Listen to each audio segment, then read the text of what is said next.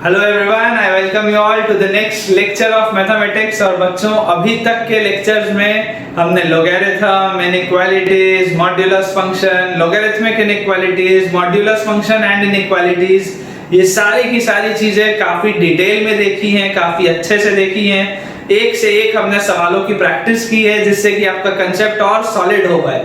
And with the successful completion of this elementary mathematics, अब बेटा हम स्टार्ट करने वाले हैं प्रोग्रेशंस के साथ। यहां से बेटा 11वीं की कहानी स्टार्ट होती है। और प्रोग्रेशंस मैं आपको बता दूं, इस तरीके की चीज आपने अपने क्लास 10th में ऑलरेडी अरिथमेटिक प्रोग्रेशन में पढ़ी है ना। सबसे पहले मैं आपसे सवाल पूछना चाहूंगा कि प्रोग्रेशन होता क्या है।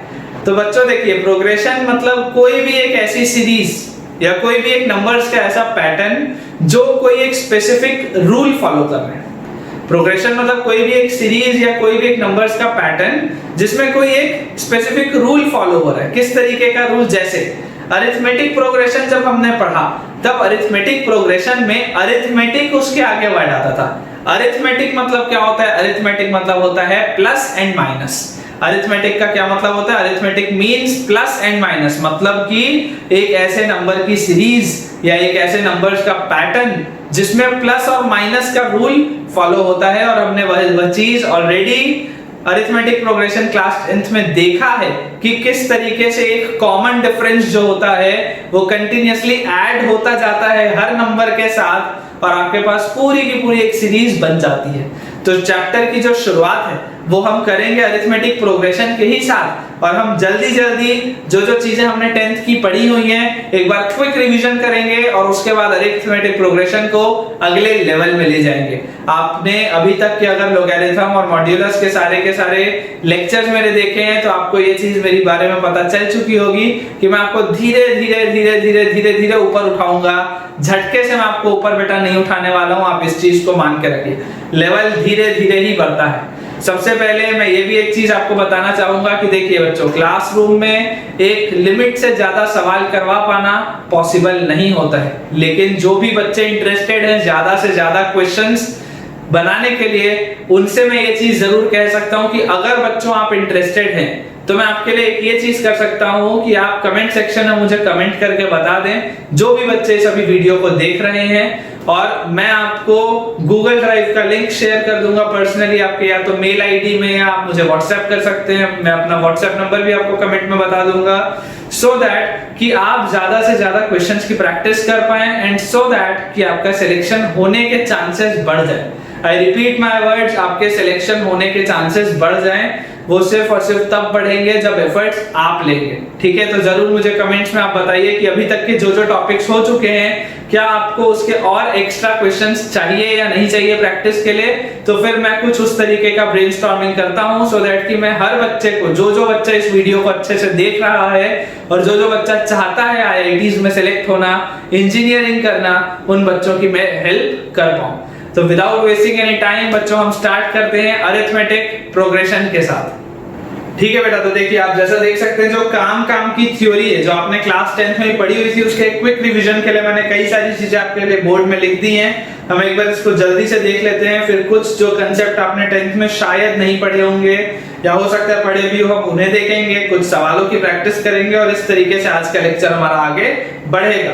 तो देखिए अरिथमेटिक प्रोग्रेशन क्या होता है? Arithmetic progression is defined as a series, कोई भी एक ऐसी series in which difference between any two consecutive terms is constant throughout the series. ये चीज हमने पढ़ी हुई है कि कोई भी जो दो कंसेक्यूटिव टर्म्स होते हैं उनके बीच का डिफरेंस हमेशा और हमेशा सेम होता है, और वो जो डिफरेंस होता है उसे ही कहा जाता है कॉमन डिफरेंस। वो जो डिफरेंस होता है उसे ही कहा जाता है कॉमन डिफरेंस, और वो डिफरेंस हमेशा सेम होता है। जैसे अगर मान लीजिए बच्चों हमारे पास ये हमारी अरिथमेटिक प्रोग्रेशन है, अगर मान लीजिए ये हमारे पास हमारी अरिथमेटिक प्रोग्रेशन है, तो देखिए अरिथमेटिक प्रोग्रेशन जहां से स्टार्ट होता है आपको पता है उसे फर्स्ट टर्म कहा जाता है, और उसके बाद आगे बढ़ने वाले सारे टर्म्स, आगे बढ़ने वाले सारे के सारे टर्म्स में क्या हो रहा होता है आप ये देख सकते हैं कि जैसे जैसे इसमें देखिए एक टर्म ऐड होता जा रहा है, इसमें एक टर्म ऐड होता जा रहा है, और क्या चीज ऐड हो रही है इसमें? कंटिन्यूअसली बेटा डी ऐड हो रहा है, and D is known as common difference, and D is known as common difference. बोलने का क्या मतलब है कि आप अगर कोई भी दो कंसेक्यूटिव टर्म्स ले लें, जैसे मान लीजिए अगर हम a और a प्लस b लें, अगर हम a और a प्लस d लें तो जब आप a प्लस d में से a को सब्ट्रैक्ट करेंगे तो आपके पास d बचेगा। अगर आप a प्लस d और a प्लस 2d ले लें तो जब आप a प्लस 2d में से a प्लस d को सब्ट्रैक्ट करेंगे तब भी d बचेगा। अगर आप a प्लस 2d और a प्लस 3d ले लें तो जब भी आप a प्लस 3d और में से a प्लस 2d को सब्ट्रैक्ट करेंगे तब भी आपके पास d ही बचेगा।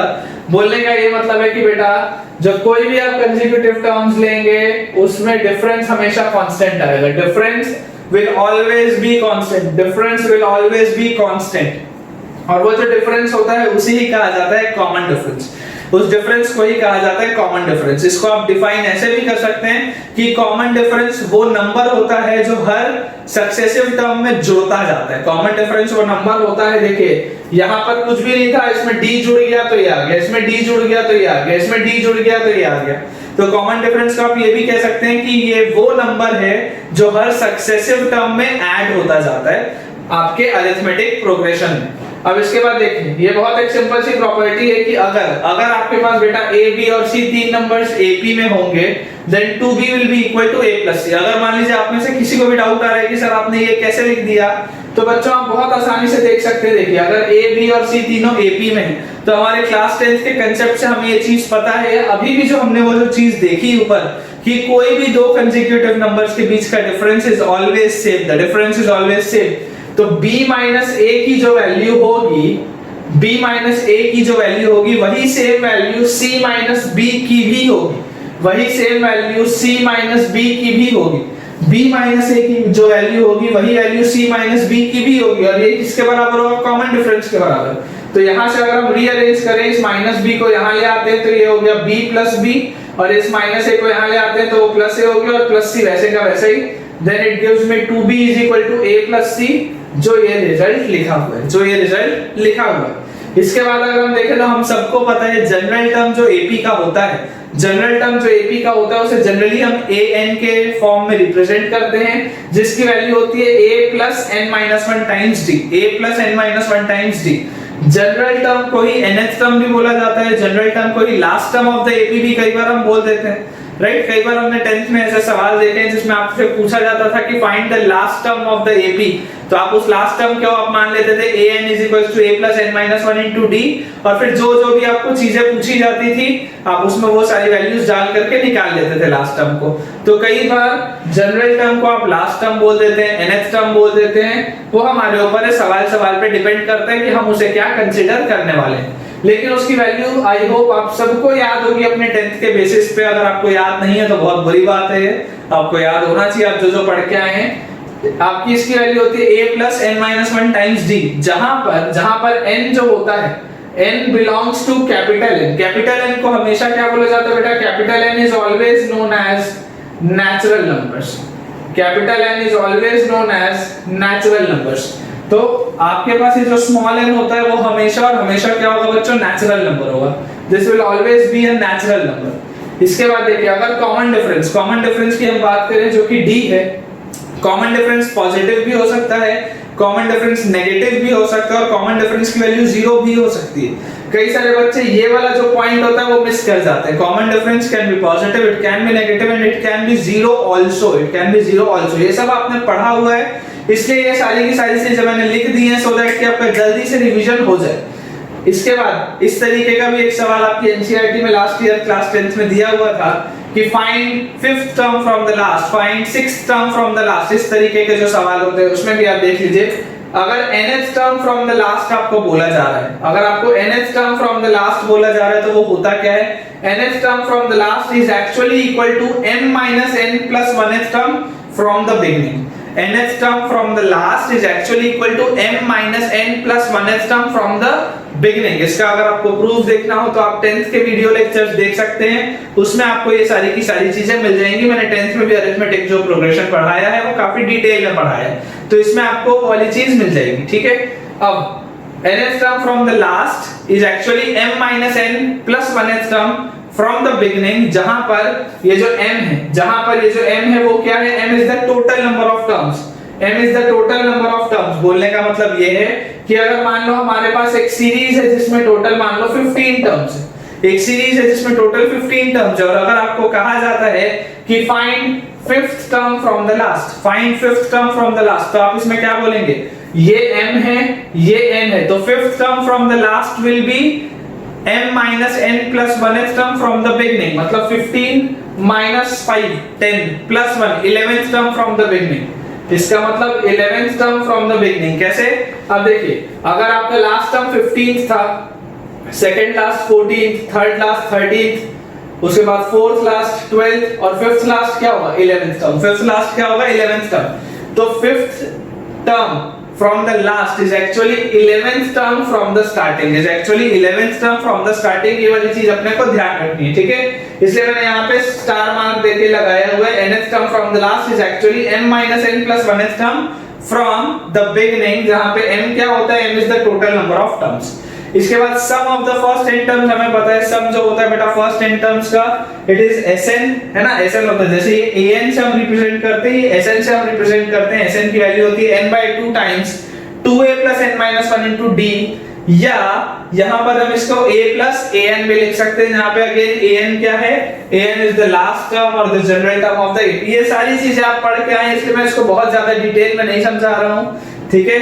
और इसके बाद एक जो आपको बस चीज और समझनी है कि देखिए, कोई भी अगर आपके पास इनफाइनाइट नंबर की सीरीज है, कोई भी अगर आपके पास मान लीजिए इनफाइनाइट नंबर की सीरीज है, मान लीजिए अगर हमारे पास लिखा हुआ है एक सीरीज AP में 1 2 3 4 5 6 7 8 एंड सो ऑन। अगर हमारे पास एक सिंपल सी अगर यही एक AP दी हुई है जिसका फर्स्ट टर्म 1 है, कॉमन डिफरेंस भी 1 है, तो आप बहुत बेटा सिंपल सी ये चीज सोच के देखिए कि अगर आपको बोला जाएगा कि ये सीरीज इनफाइनाइट है, अगर ये सीरीज इनफाइनाइट तक है, तो इसका सम क्या है, इसका सम भी तो इनफाइनाइट आएगा ना, इसका सम भी इनफाइनाइट आएगा, सारे के सारे पॉजिटिव नंबर ऐड होते जाएंगे।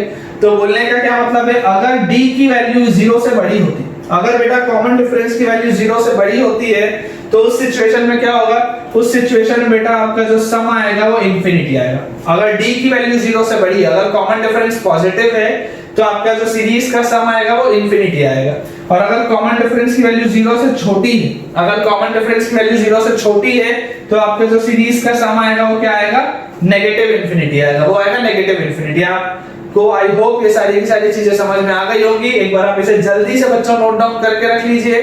इसके बाद हम कुछ ऐसे कंसेप्ट देखने वाले हैं जो हो सकता है आपने क्लास 10th में नहीं पढ़े होंगे, और हम आज कूद खरादे सवालों की भी प्रैक्टिस करने वाले हैं, ठीक है बच्चों। तो चलिए अब मैं आपको एक दो चीजें और बताता हूँ। यहाँ पे देखिए, जैसे हमें पता है कि कोई भी अगर nth टर्म होता है या जनरल टर्म होता है AP का, उसकी वैल्यू होती है a plus n minus 1 into d, उसकी वैल्यू होती है a plus n minus 1 into d।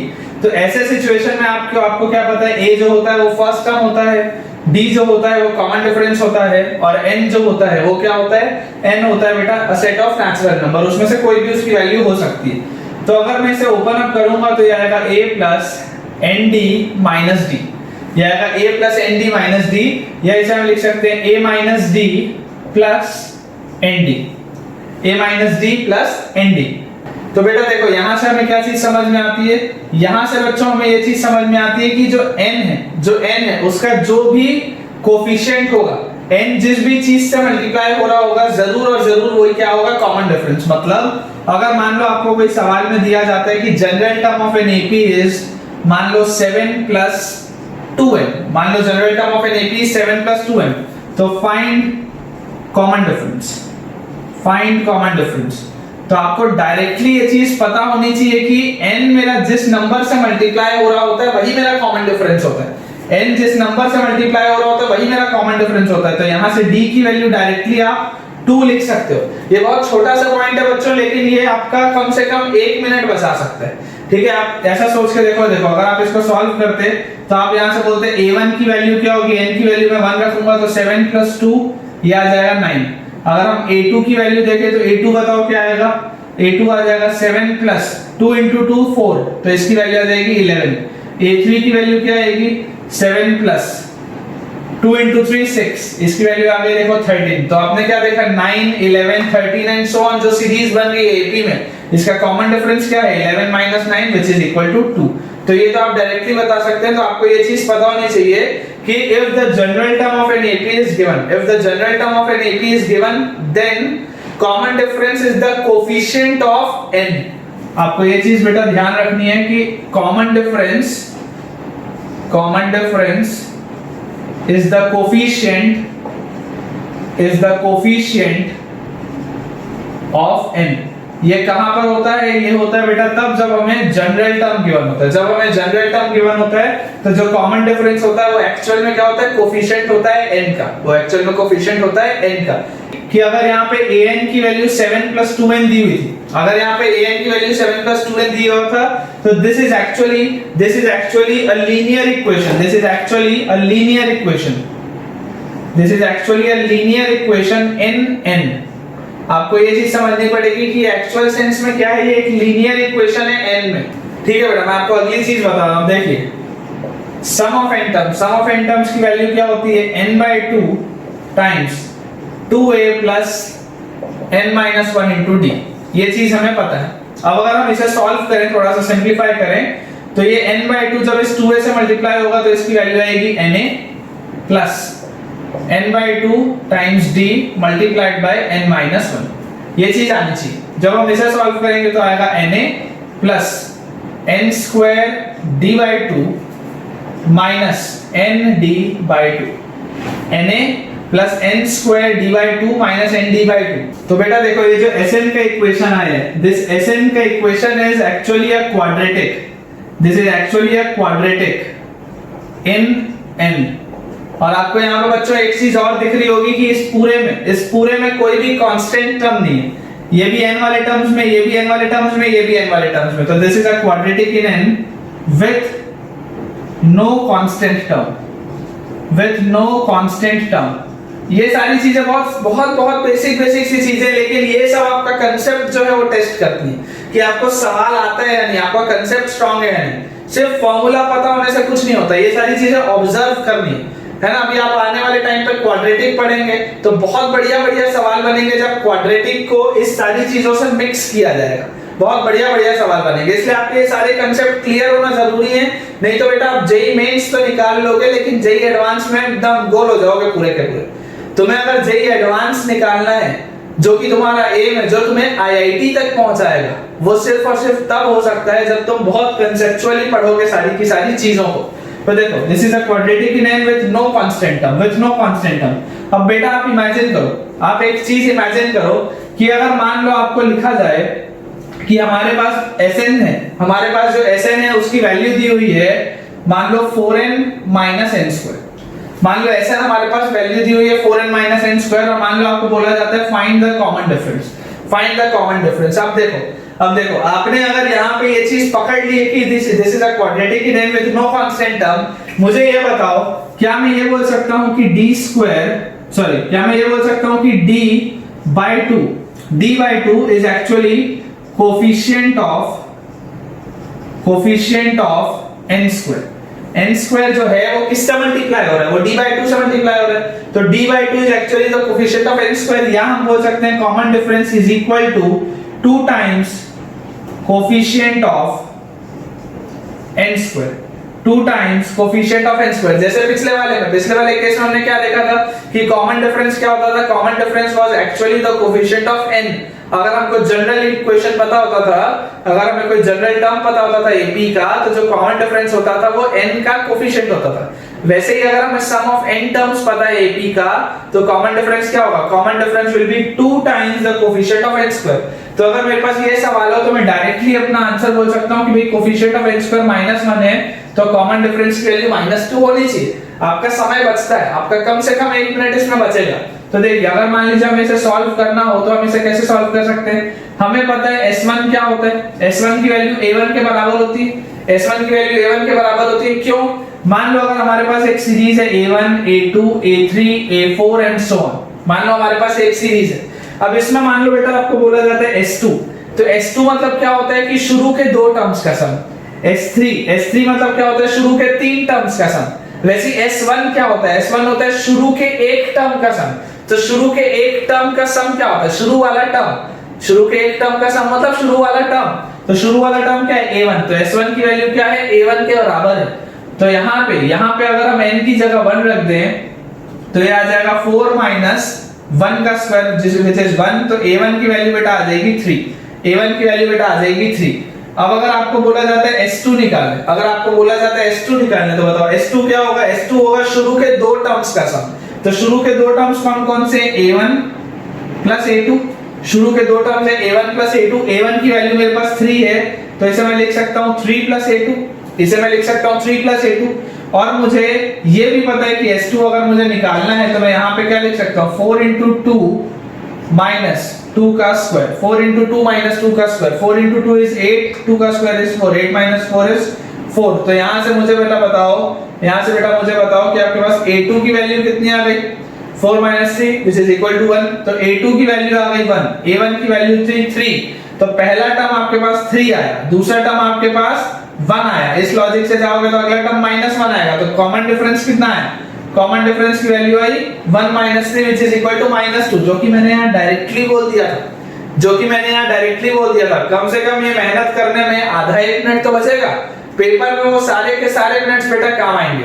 तो आपको ये सारे के सारे कंसेप्ट अपने ध्यान रखने हैं, बिल्कुल मजबूत रखने हैं दिमाग में, कि आपके पास अगर मान लो कोई general term of n AP दिया हुआ है, तो कॉमन डिफरेंस अगर हमें निकालना है, तो कॉमन डिफरेंस क्या होता है? n का कोफिशिएंट होता है। और अगर हमारे पास sum of n terms of n AP दिया हुआ है, और अगर हमें उसमें कॉमन डिफरेंस निकालना है, तो कॉमन डिफरेंस होता है 2 times the coefficient of n square. 2 times the coefficient of n square. एक बार बेटा आप इस पूरे के पूरे कांसेप्ट को जल्दी से नोट डाउन करके रखें। एक दो कांसेप्ट और बचे हैं जो मुझे आपको कराने हैं, फिर हम कुछ सवालों की प्रैक्टिस स्टार्ट करेंगे।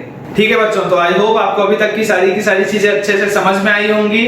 अब एक बहुत काम की प्रॉपर्टी आप देख सकते हैं पीछे बोर्ड में लिखी हुई है। हो सकता है कुछ बच्चों को कंफ्यूजन आ रहा हो कि ना जाने क्या लिख दिया गया है, लेकिन मैं आपको समझाता हूं। देखिए, अगर मान लीजिए बच्चों हमारे पास लिखा हुआ है कि दो अलग अलग एपीज के लिए सम ऑफ n टर्म्स का जो रेशियो है Sn upon S dash n, दो अलग अलग एपीज के लिए जो है, मान लो function of n upon phi of n, कोई भी दो अलग अलग फंक्शन है, f और फाई मतलब क्या? कोई भी दो अलग अलग फंक्शन है। Then tn upon t dash n, तो हमारे पास अगर मान लो बोला जाता है कि उनके जनरल टर्म का रेशियो बताओ। जैसे देखो सवाल कैसे आता है मैं आपको बता रहा हूं। मान लो आपको दिया हुआ है कि दो अलग अलग एपीज हैं, और इन एपीज के सम ऑफ n टर्म्स के बीच का ये रेशियो है, तो बताओ उनके जनरल टर्म्स के बीच का क्या रेशियो होगा। इस तरीके का सवाल आ सकता है। तो ये वाली प्रॉपर्टी है। दूसरा सवाल कैसा आ सकता है कि अगर मान लो आपको बोला जाता है कि दो अलग अलग एपीज हैं जिनके जनरल टर्म का रेशियो हमें दिया हुआ है। अगर जनरल टर्म का रेशियो दिया होता है तो वो किस फॉर्म में होता है? लीनियर फॉर्म में होता है। इस तरीके का मान लो लिखा हुआ है an plus b upon cn plus d के फॉर्म का।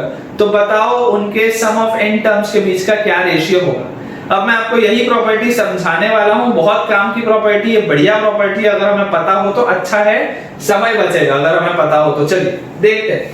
अगर हमारे पास बेटा देखो यहाँ पर एक एपी दिया हुआ है, मान लेते हैं पहली एपी को हम मान लेते हैं a1 और उसका कॉमन डिफरेंस मान लेते हैं d1।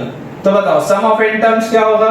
n टर्म्स का सम होगा n/2 into 2a1 plus n minus 1 into d1।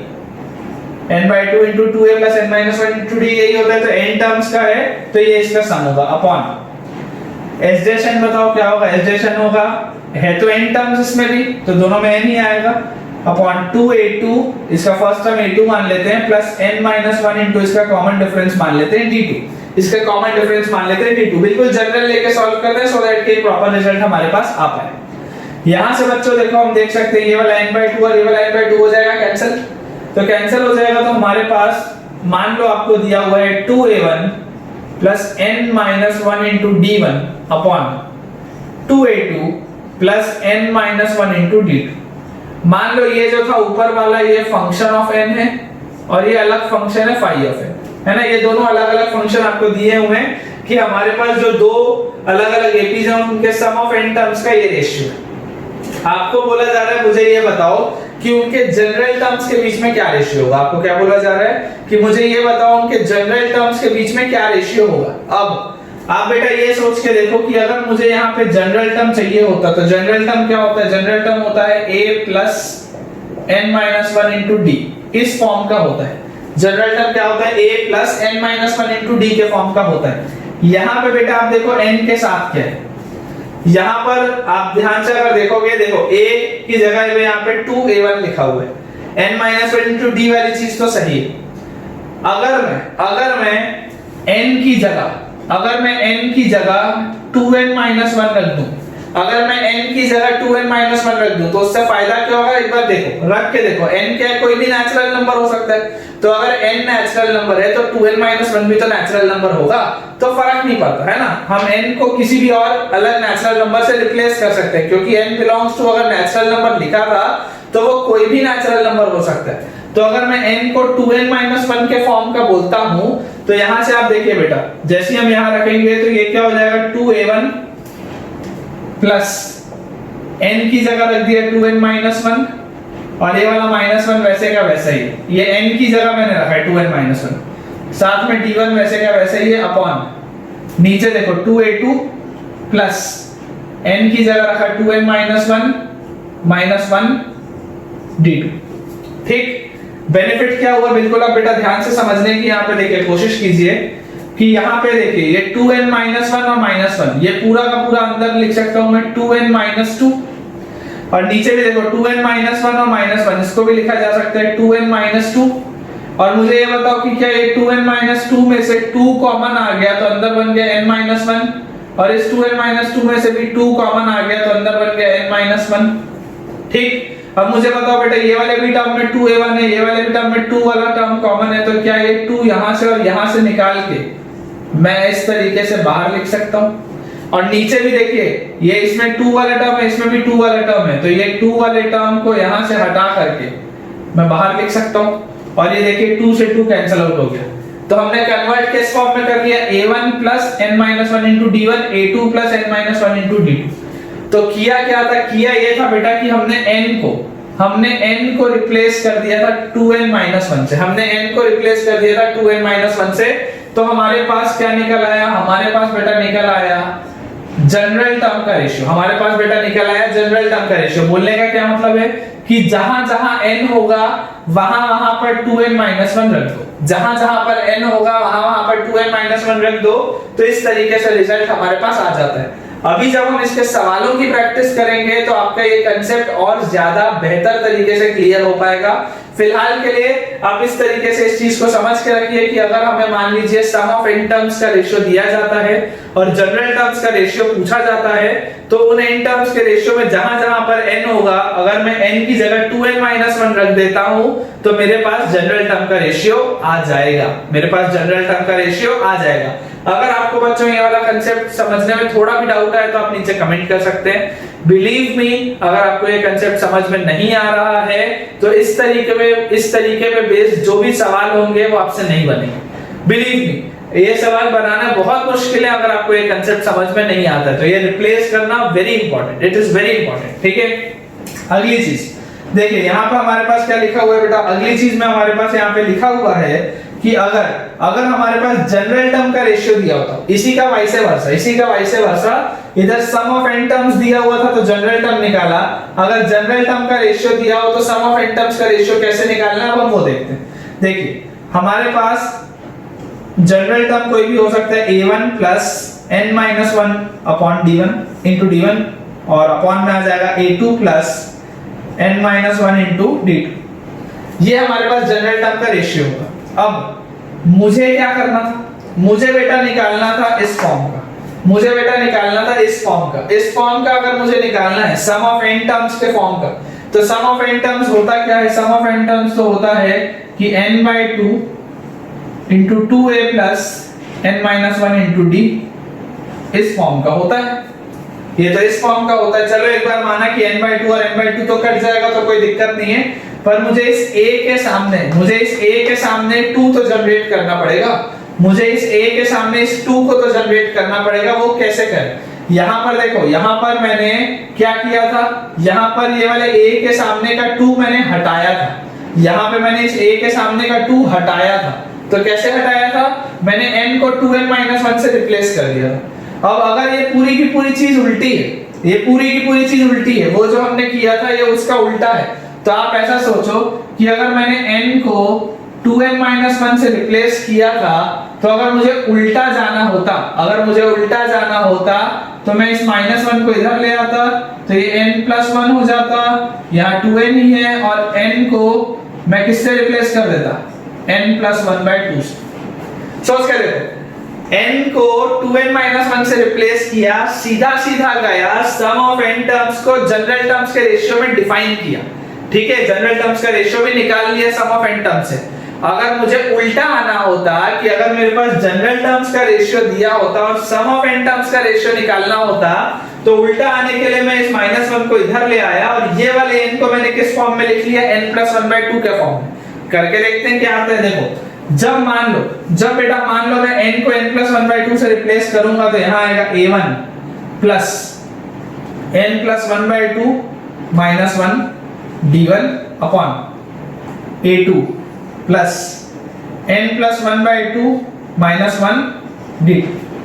ये चीज आएगी बेटा हमारे पास। अब जैसे ही हमारे पास ये चीज आई, आप देखिए इसे जैसे ही आप थोड़ा सा सॉल्व करेंगे, एलसीएम ले लेते हैं तो 2 यहां आ जाएगा, तो ये आ गया 2a1 प्लस n+1 -2 और इस पूरे के नीचे आ गया 2, ठीक है, इनटू d1 और यहां आ गया complete divided by 2a2 plus n+1 -2 into d2 और इस पूरे के भी नीचे आ गया 2, इस पूरे के भी नीचे आ गया 2। ये वाला 2 और ये वाला 2 हो गया कैंसिल आउट और यहां से हम इसे देख सकते हैं 2a1 plus n-1 into d1 upon 2a2 plus n-1 into d2। ये चीज आ गई। और अगर ये चीज आ गई तो बेटा n/2 यहां भी आप मल्टीप्लाई कर सकते हो, n/2 आप यहां पे भी मल्टीप्लाई कर सकते हो, कोई फर्क नहीं पड़ता, क्योंकि n/2 अगर मैं मल्टीप्लाई डिवाइड कर रहा हूं तो बेसिकली ये था क्या, ये तो n टर्म्स का रेशियो था ना, n टर्म्स का रेशियो मुझे निकालना था। तो अगर मैं ये करूंगा तो देखो n/2 into 2a1 plus n-1 into d1, n/2 into 2a2 plus n-1 into d2। ये क्या आ गया, ये आ गया बेटा सम ऑफ n टर्म्स का रेशियो। ये आ गया सम ऑफ n टर्म्स का रेशियो। हमें निकालना क्या था, अगर जनरल टर्म दिया है तो सम ऑफ n टर्म्स का ही तो रेशियो हमें निकालना था।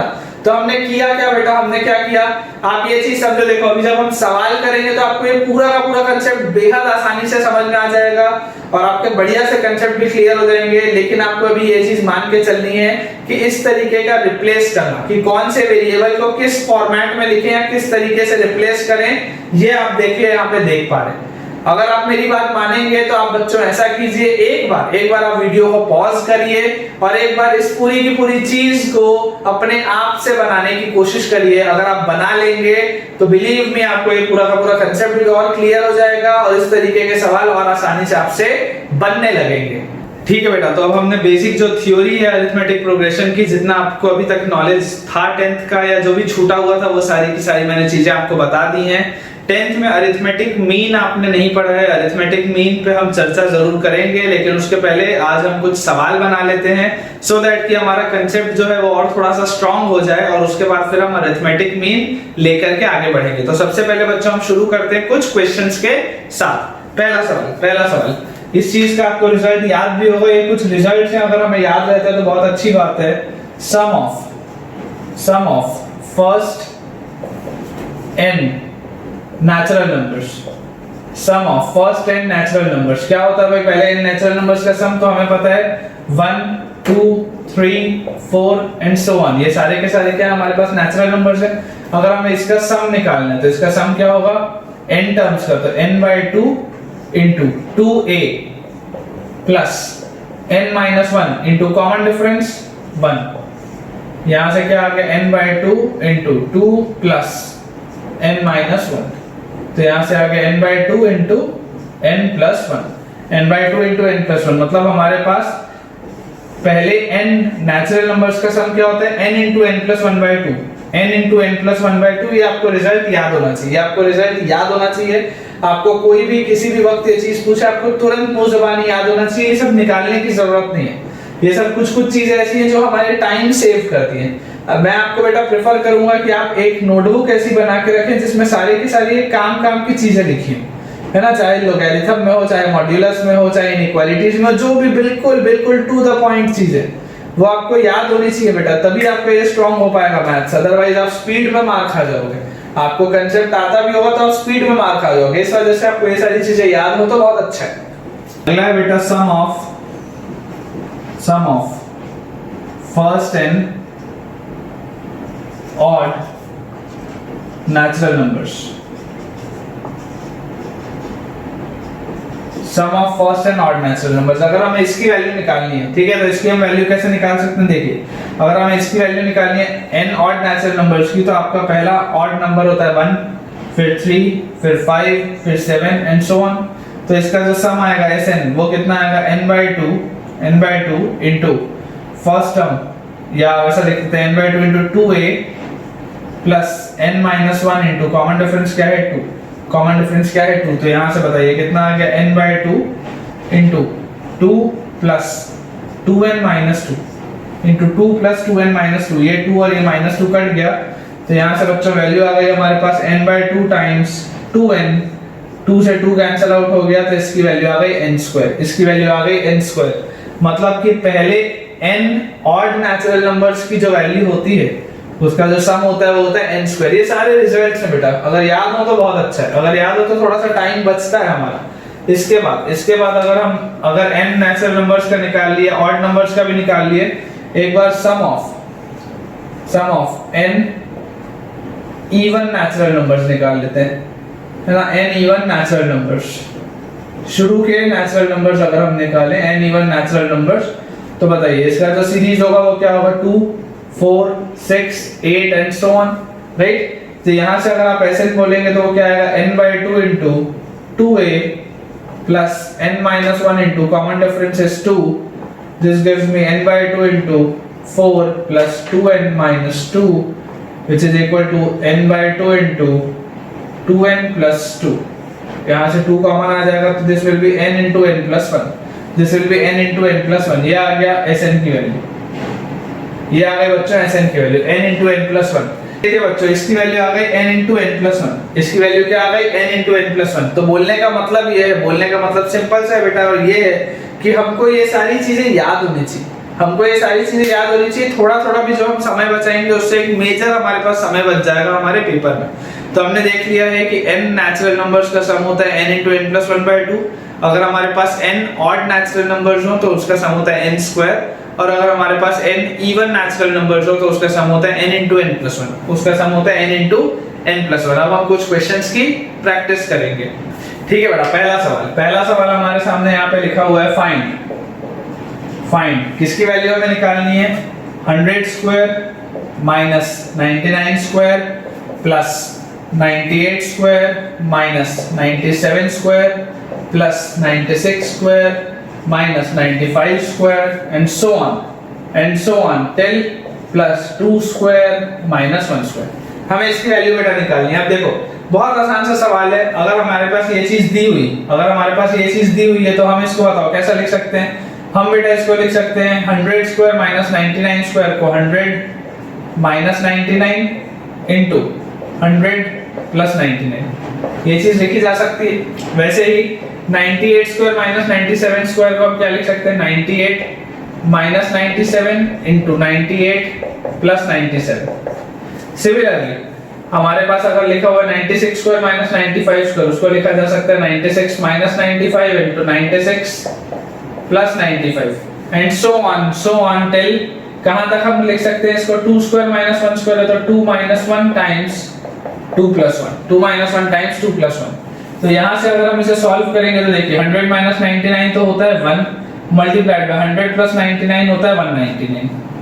98 माइनस 97 होता है 1 मल्टीप्लाइड बाय 98 प्लस 97। 98 प्लस 97 बताइए कितना होगा? 90 और 90 आ गया 180, 8 एंड 7 15 हो गया 180 और 15 हो गया 195।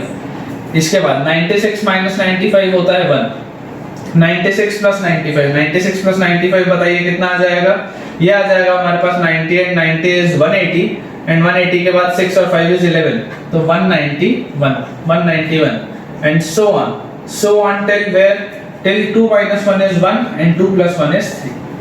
तो हम यहाँ पर देख सकते हैं कि सारी की सारी चीजें 1 से मल्टीप्लाई हो रही है, और अंदर जो बेसिकली सीरीज है वो क्या है? 199 plus 195 plus so on up to 3 ये हमारे पास सीरीज है। अब अगर ये हमारे पास सीरीज आ रही है तो इसका मुझे क्या निकालना है? सम निकालना है। आप ये सोच के देखिए यहाँ 100 से लेकर के 1 तक लिखा है, 100 से लेकर के 1 तक लिखा है। इसका मतलब यहाँ पे टोटल अभी 100 टर्म्स लिखे होंगे, लेकिन हमने देखिए दो के पेयर बनाए। मतलब मेरे पास टोटल पेयर्स कितने बने होंगे, 50 पेयर्स बने होंगे। दो के पेयर्स बने तो टोटल जो पेयर्स बने होंगे वो 50 बने होंगे, और हर पेयर में से एक एक चीज फाइनली आई। तो ये बेसिकली अंदर कितने नंबर्स लिखे होंगे, ये 50 नंबर्स लिखे होंगे। ये जो है ये अंदर 50 नंबर्स लिखे होंगे। तो हम Sn की वैल्यू क्या निकाल सकते हैं, अगर मुझे इस पूरे का सम निकालना है, then it will be 50/2 n/2 into first term plus last term. देखिए अगर मुझे लास्ट टर्म पता है तो मैं डायरेक्टली लिख सकता हूं, तो first term is 199 plus last term की वैल्यू है 3, this gives me 25 multiplied by 202, 25 multiplied by 202, इसकी वैल्यू आती है, देखिए 25 into 2 is 50, 0 कैरी 5, 25 2 is 50, 5050। इसका आंसर आ गया हमारे पास 5050। ठीक है बेटा, अगला सवाल हम बनाते हैं सेकंड क्वेश्चन हमारे पास दिया हुआ है, if x plus 1, 3x and 4x plus 2, 3x and 4x plus 2 are the first three terms of an AP, are the first three terms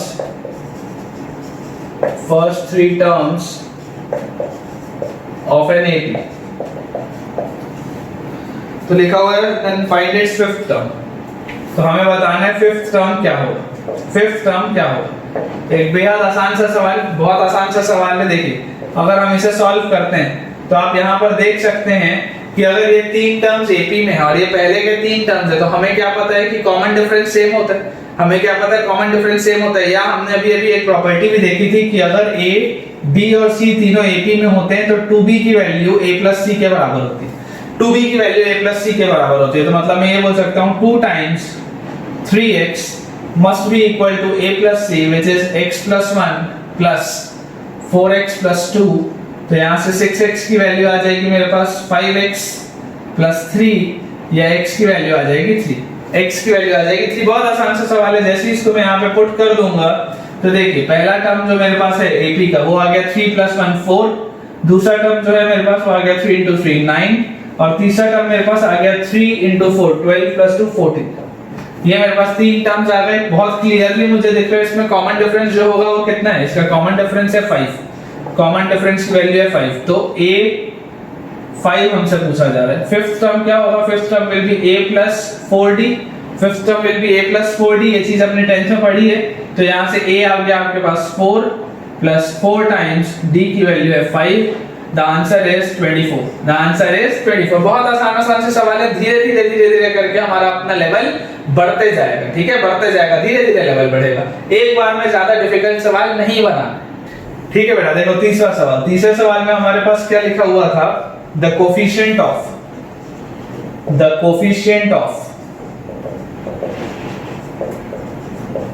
x raised to the power 99, the coefficient of x raised to the power 99 in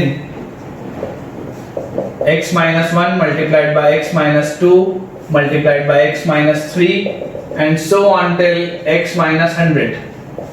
इसमें इसका coefficient क्या होगा बेटा, ये सवाल है। आप देखो, आप बेटा एक सिंपल सी चीज समझो कि अगर px एक पॉलिनोमियल होता था और अगर मान लो ये क्यूबिक पॉलिनोमियल है जिसके रूट से अल्फा बीटा और गामा, मान लो ये क्यूबिक पॉलिनोमियल है जिसके रूट से अल्फा बीटा और गामा, तो हमें क्या चीज पता रहती थी, हमें ये चीज पता रहती थी कि इसका जो एक्सपेंशन होगा वो कुछ इस तरीके का होगा, x cube minus sum of roots मतलब alpha plus beta plus gamma times x plus sum of product of roots taken two at a time. तो यहाँ आ जाएगा alpha beta plus beta gamma plus gamma alpha times, यहाँ पे sorry x square आएगा, यहाँ पे एक्स आएगा, और minus product of roots alpha beta into gamma. ये इसका होता था x cube minus sum of roots into x square plus sum of product of roots taken two at a time into x minus product of roots। ये चीज होती थी। तो हमें क्या चीज बेटा पता है कि अगर मान लीजिए x क्यूब से स्टार्ट हुआ है तो जस्ट जो उसके बाद वाला आपका पावर होगा उसका जो कोफिशिएंट होता है वो क्या होता है, उसका कोफिशिएंट होता है सम ऑफ रूट्स। उस लॉजिक से अगर हम देखें तो देखिए यहाँ पे टोटल 100 टर्म्स है। अगर ये टोटल 100 टर्म्स है मतलब x की पावर 100 तो आएगा, और उसके बाद क्या आएगा, उसके बाद आएगा बेटा minus times of sum of roots, minus times of sum of roots. तो सम ऑफ रूट्स क्या है, इसका रूट 1 भी है, इसका रूट 2 भी है, इसका रूट 3 भी है, इसका root so on up to 100 भी है, क्योंकि अगर मैं इनमें से कुछ भी रखूंगा तो ये पूरा का पूरा 0 हो जाएगा। तो ये आ गया 1 + 2 + 3 + 4 + 5 सो ऑन टिल 100। करेक्ट। अब मुझे into x raised to the power 99 into x raised to the power 99, तो अगर मुझे इसका सम निकालना है, अगर मुझे इसका सम निकालना है तो बताओ क्या होगा। 1 से 100 तक का सम होगा 100/2 into first term plus last term, और देखिए यहाँ पे बाहर माइनस साइन भी है, यहाँ पे बाहर माइनस साइन भी है, क्योंकि हमें क्या निकालना है, हमें x raised to the power 99 का कोफिशिएंट निकालना है ना। तो ये आ गया -50 टाइम्स 101, जिसका आंसर होता है -5050, जिसका आंसर होता है -5050। काफी बढ़िया सवाल है, काफी बढ़िया सवाल है। इस तरीके के सवाल आप मान के चलिए कि कई बार हमसे नहीं बनते। इसमें देखिए क्वाड्रेटिक वाला भी जो आपने sum of roots product of roots वाला कांसेप्ट पढ़ा है उसका यूज आया है, साथ ही बहुत इसमें बढ़िया यूज आया है इसका अरिथमेटिक प्रोग्रेशन का भी। आप इसे जल्दी से नोट डाउन करें, इसके बाद हम अपना अगला सवाल बनाएंगे। ठीक है बेटा, अगला सवाल हमारे पास लिखा हुआ है, if the ratio of the sum of n terms, if the ratio of the sum of n terms, if the ratio of the sum of n terms of two APs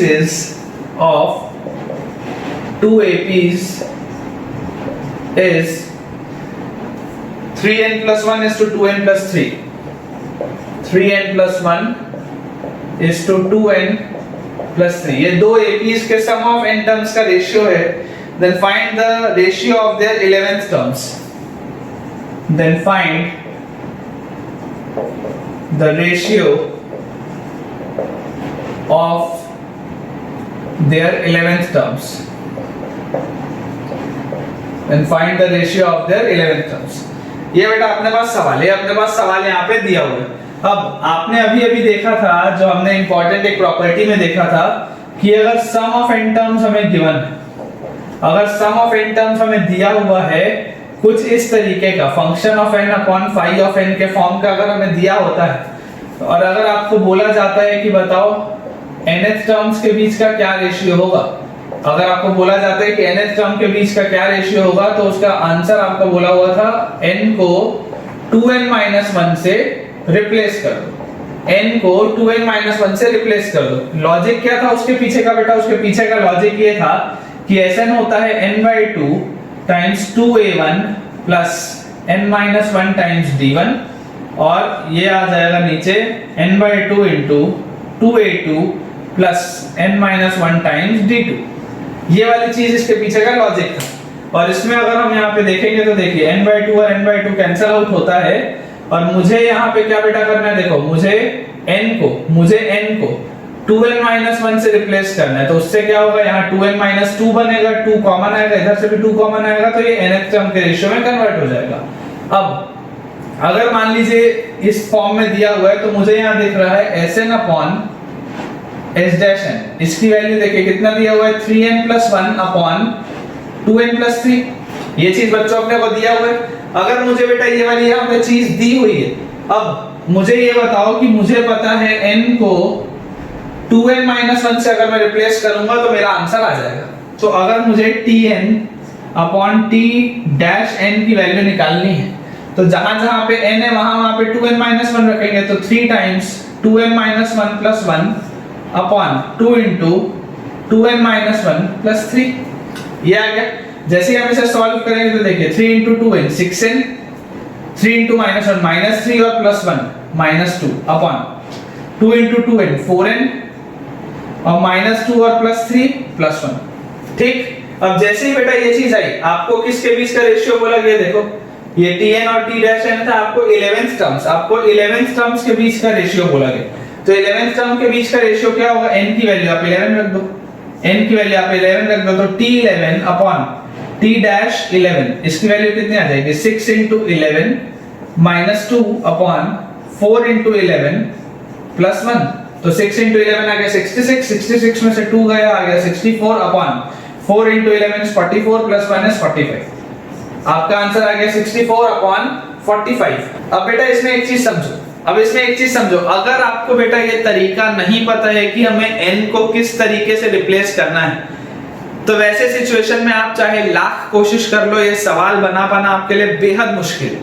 इसलिए मैंने आपको, जब अभी मैं प्रॉपर्टी भी लिखा रहा था, तब मैंने आपको ये चीज बताई थी कि आप जैसे ही सवाल बनाएंगे, हो सकता है आपको कंसेप्ट क्लियर हो जाए, या वीडियो पॉज करके एक बार खुद से बनाने का ट्राई करें। मैंने इसीलिए कहा था, क्योंकि ये जो प्रॉपर्टी है वो थोड़ी सी अलग है।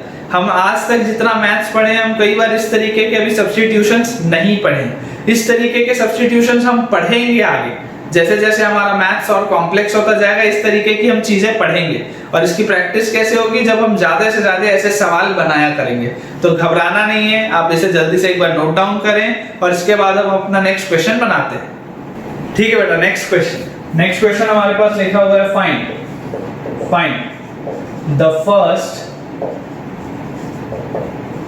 The first negative term. इस तरीके का सवाल लास्ट ईयर आपके अरिथमेटिक प्रोग्रेशन के ऑप्शनल एक्सरसाइज में दिया हुआ था। Find the first negative term of the sequence. हमारे पास एक सीक्वेंस दिया हुआ है, इसका हमें पहला नेगेटिव टर्म बताना है। 2000, 1995, 1990, 1985 एंड सो ऑन। इसका हमें पहला नेगेटिव टर्म बताना है। तो देखिए यहां पर बच्चों, अगर हम an बोले, जो जनरल टर्म होगा, जो भी जनरल टर्म होगा, इस an की वैल्यू 0 से छोटी होनी चाहिए।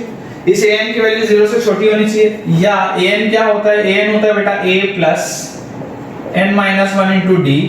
इसकी वैल्यू 0 से छोटी होनी चाहिए। अब अगर इसकी वैल्यू 0 से छोटी आनी चाहिए, तो आप यहाँ पे बहुत ध्यान से देखिए, a क्या है, फर्स्ट टर्म है 2000 प्लस n-1। हमें यही तो निकालना है कि कौन सा वो टर्म होगा। तो n की जगह तो n ही रहने देते हैं, क्योंकि हमें वही निकालना है कि कौन से नंबर का टर्म है जो उसका पहला नेगेटिव टर्म है। Find the first negative term of the sequence, कि कौन से नंबर का टर्म है, भाई 10वें नंबर का टर्म है कि 100वें नंबर का टर्म है, कौन सा टर्म। इनटू कॉमन डिफरेंस बताइए कितना है। कॉमन डिफरेंस है बेटा यहाँ पे -5। This should be less than 0, this should be less than 0। तो यहां से बताओ हमारे पास क्या आ जाएगा, 2000 -5n plus 5 should be less than 0। या बेटा यहां से मैं बोल सकता हूं 2005 should be less than 5n, या 5n should be greater than 2005 और n should be greater than 2005 upon 5। इसकी वैल्यू आ जाएगी मेरे पास, ये अगर कैंसिल आउट करेंगे तो 401, इससे वैल्यू आ जाएगी 401। मतलब कि n की वैल्यू 401 से ज्यादा अगर होगी, अगर n की वैल्यू 401 से ज्यादा होगी, तो यहाँ पे लेस देन 0 वाला टर्म आ जाएगा। अब जब भी इस तरीके का सवाल आता है, जनरली एक बार बेटा आपको पॉइंट पे निकाल के देख लेना चाहिए कि हम 401st टर्म निकाल के देख लेते हैं कि क्या आता है। अगर n बोल रहा है 401 से ज्यादा होना चाहिए, तो हम एक बार 401st टर्म निकाल के देख लेते हैं कि आता क्या है, सेफ्टी पर्पस है इसके लिए, ठीक है ना, गलत नहीं होना चाहिए सवाल। तो a 401 आएगा a plus n-1 into common difference is -5। तो यहां से आ गया 2000 प्लस 400 इंटू -5। तो यहां से बताओ कितना आ जाएगा, 0 आ जाएगा। यहां से कितना आ जाएगा, 0 आ जाएगा।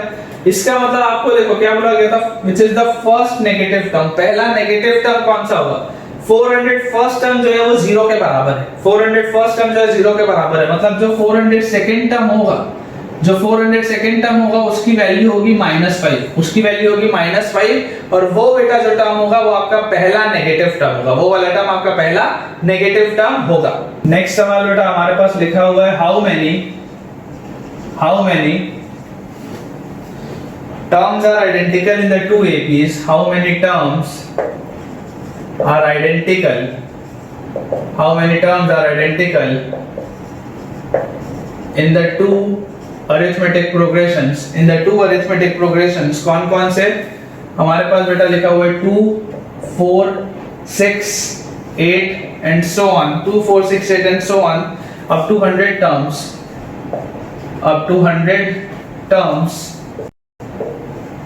पहली एपी तो ये हो गई 100 टर्म्स की, and 369 and 369 and so on up to 80 terms, up to 80 terms. हमसे ये पूछा जा रहा है कि कितने ऐसे टर्म्स है जो आइडेंटिकल, हमसे ये पूछा जा रहा है कि कितने ऐसे टर्म्स है, how many terms are identical. तो सबसे पहले देखिए जो पहली एपी है बेटा, पहली वाली एपी अगर मैं बोलूं कि स्टार्ट हो रही है 2 से, फिर 4 आ रहा है, फिर 6 आ रहा है, फिर 8 आ रहा है, इस तरीके से चल रहा है और 100 टर्म्स तक के लिए बोल रहा है। कितने टर्म्स के लिए? 100 टर्म्स के लिए। तो हम सबसे पहले 100 टर्म निकाल लेते हैं कि कौन सा होगा, ताकि अपने को पता चल जाए वो कहां तक जा रहा है। तो 100 टर्म क्या होगा बताओ? 100 term will be a plus n minus 1, 100 minus 1 into common difference है 2, कॉमन डिफरेंस है 2। तो यहां से अगर हम इसे देखेंगे तो बताइए कितना आ जाएगा? 2 प्लस 99 इंटू 2, 99 इंटू 2 आ जाएगा बेटा 198। तो इसकी वैल्यू आ गई 200, इसकी वैल्यू आ गई 200 कि ये आपका 2 से लेके 200 तक जा रहा है। अब अगर हम सेकंड एपी की बात करें, अगर हम सेकंड एपी की बेटा बात करते हैं तो 3, 6, 9 and so on up to 80 terms, up to 80 terms. तो 80th जो टर्म होगा वो क्या होगा? a plus n minus 1, n minus 1 into common difference कितना है? 3, कॉमन डिफरेंस कितना है? 3। इसकी वैल्यू बताओ बेटा कितनी आ जाएगी? आ जाएगा 3, दोनों में कॉमन आ गया 1 प्लस 80 माइनस 1, तो 3 इंटू 80, इसकी वैल्यू आ जाएगी बेटा 240। आप सॉल्व करोगे तो इसकी वैल्यू आ जाएगी 240। मतलब कि ये 200 तक जा रहा है, ये 240 तक जा रहा है। अगर आपको बोला जा रहा है कि कितने टर्म्स आइडेंटिकल हैं, कितने टर्म्स आइडेंटिकल हैं, तो आप देखिए इधर ये 6 आया, इधर भी 6 आया, ठीक। अब 6 के बाद इसमें अगला कौन सा वाला आएगा? देखिए 9 के बाद इधर आएगा 12 और इधर भी 8 के बाद 10 आएगा और फिर आएगा 12। तो मतलब जो पैटर्न चलेगा वो कैसे चलेगा बेटा? 6 आया, उसके बाद 12 आया, उसके बाद 18 आएगा, उसके बाद 24 आएगा और ऐसा करते करते करते करते कहां तक जाना चाहिए? ऐसा करते करते करते करते करते 200 से छोटा होना चाहिए। this an should be less than 200, this an should be less than 200। तुम्हारा 200 से बड़ा नहीं होना चाहिए, वो 200 से छोटा होना चाहिए। तो अगर मान लो ये मेरे पास सीरीज है, अगर ये मेरे पास सीरीज है तो इस सीरीज में बताओ a की वैल्यू क्या? an अगर मैं बोलूं an की वैल्यू अगर 200 से छोटी होनी चाहिए तो an की वैल्यू बताओ क्या आएगी? a plus n minus 1 into common difference कितना है? 6, this should be less than 200। 6 अगर हम कॉमन ले लें तो 1 plus n minus 1 should be less than 200। यहां से 1 और माइनस 1 कट गया तो n should be less than 200 upon 6। 200 upon 6 बताओ बेटा कितना होता है? 200 अपॉन 6 होता है 100/3 या इसको हम बोल सकते हैं 33.33, इसको हम बोल सकते हैं 33.33। मतलब इसका क्या है कि n की वैल्यू 33.33 से छोटी होनी चाहिए। तो बेटा जैसे मैंने आपको बताया कि बाउंड्री पॉइंट पे हम एक बार चेक कर लेना चाहिए। तो देखिए ये वाली जो सीरीज थी, ये वाली सीरीज के लिए आपका 33 अगर हम निकालें तो a33 बताओ कितना आ जाएगा? a33 हमारे पास आ जाएगा a plus n minus 1, 33 minus 1 into common difference है बेटा 6, कॉमन डिफरेंस है बेटा 6। इसका मतलब बताओ क्या आ गया? 6 कॉमन आ गया और 33 यहाँ पे, तो इसका आंसर अपने पास आ जाएगा 6 3 18 8 कैरी 198। इसका मतलब कि ये 6 12 18 24 ऐसा करके 198 तक जाएगा, 198 तक जाएगा, तब तक ही ये कॉमन रहेगा। उसके बाद 198 के आगे 204 वाला जो टर्म होगा वो इस सीरीज में तो आएगा नहीं, क्योंकि ये तो सीरीज ही 200 तक है और ये वाले सीरीज में अगर आता भी है तो उससे फर्क अपने को नहीं पड़ता। तो हमारे पास ये 6 से लेकर के 198 तक, ये 6 से लेकर के 198 तक टोटल कितने टर्म्स हो गए हमारे पास बेटा? हो गए टर्म्स टोटल 33। n की वैल्यू आ जाती है हमारे पास 33। तो अगर आपको बोला जाता है how many terms are identical in the two APs, तो हम बोल सकते हैं कि 33 टर्म्स ऐसे हैं जो आइडेंटिकल हैं, 33 टर्म ऐसे हैं जो आइडेंटिकल हैं, क्योंकि जो 34th टर्म है वो अलग-अलग हो जाएगा, 34th टर्म अलग-अलग हो जाएगा। इस सीरीज का वो पार्ट नहीं है, ये वाले सीरीज का वो पार्ट है। आई होप बच्चों, आई होप आपको आज का लेक्चर समझ में आया होगा पूरा का पूरा। मैं आप सबको ये चीज बता दूं कि देखिए प्रोग्रेशन जो है जरूर आपने पढ़ा है अरिथमेटिक प्रोग्रेशन, लेकिन प्रोग्रेशन में बहुत सारी और भी चीजें आती हैं जो आपको क्लास 11th में पढ़ना है, जैसे कि geometric progression, harmonic progression, arithmetic geometric progression, बहुत सारी चीजें हैं बहुत सारी चीजें जो हमें पढ़नी है, धीरे धीरे हमारा लेवल बढ़ेगा, धीरे धीरे हम सवालों की प्रैक्टिस ज्यादा करेंगे। आप वीडियोस जरूर देखते रहें। आज का बहुत बेसिक लेक्चर था क्योंकि आप लोग का कंसेप्ट पहले बिल्ड करना बहुत जरूरी है। अगर आपको वीडियो पसंद आया तो जरूर वीडियो को लाइक करें, चैनल को सब्सक्राइब करना ना भूलें। साथ ही अपने सारे फ्रेंड्स से इसे शेयर भी करें सो दैट कि मैक्सिमम बच्चों का इसमें बेनिफिट हो पाए। तब तक के लिए thank you very much for watching this video.